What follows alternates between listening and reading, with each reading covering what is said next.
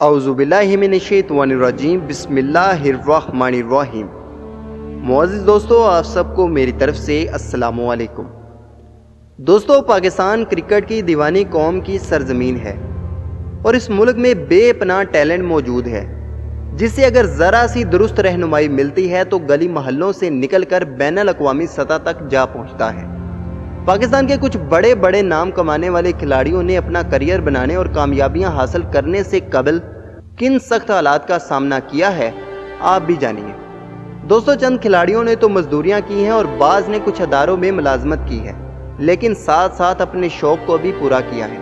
Video میں مزید آگے بڑھنے سے پہلے آپ سے گزارش ہے کہ اگر آپ ہمارے چینل پر نئے ہیں تو سب سے پہلے ہمارے چینل کو سبسکرائب کر لیں تاکہ ہماری ہر نئی آنے والی ویڈیو آپ کو وقت پر مل سکے۔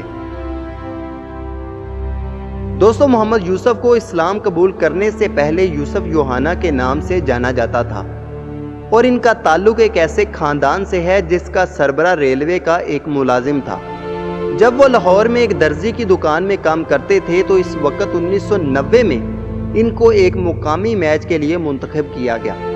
پہلے ہی میچ میں انہوں نے سینچری اسکور کر دی، جس کے بعد وہ پاکستان کے بہترین بلے باز کے طور پر سامنے آئے۔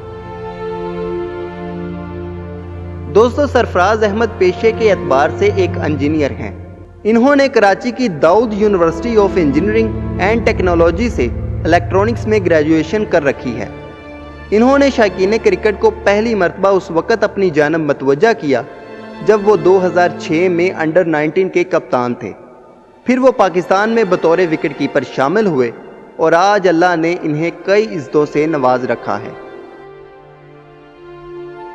دوستو، انور علی کو اپنے خاندان کے ہمراہ انتہائی کم عمری میں سوات کے ایک گاؤں زکا کھیل سے کراچی کی جانب ہجرت کرنا پڑی تھی، کیونکہ یہ گاؤں دہشت گردی کا شکار ہو گیا تھا۔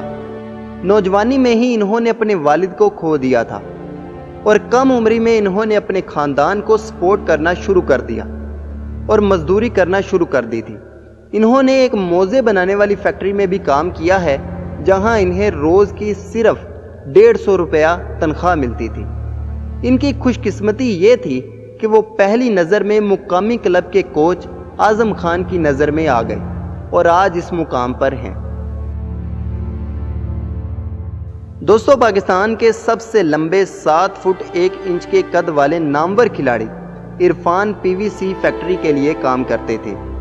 ان کا تعلق ایک غریب خاندان سے ہے۔ انہوں نے انتہائی سخت محنت کی ہے اور اللہ نے انہیں بھی عزت سے بہت بہت بہت نوازا ہے۔ دوستو، آپ نے سوشل میڈیا پر جنید خان کی قالین بیچتے ہوئے تصاویر دیکھی ہوں گی، لیکن یہ سب نقلی ہیں، کیونکہ ان کی یہ تصاویر حقیقی ہیں اس کا کوئی ثبوت نہیں اور یہ صرف افواہیں ہیں۔ ان کا ایک تمباکو بیچنے والے خاندان سے تعلق ہے۔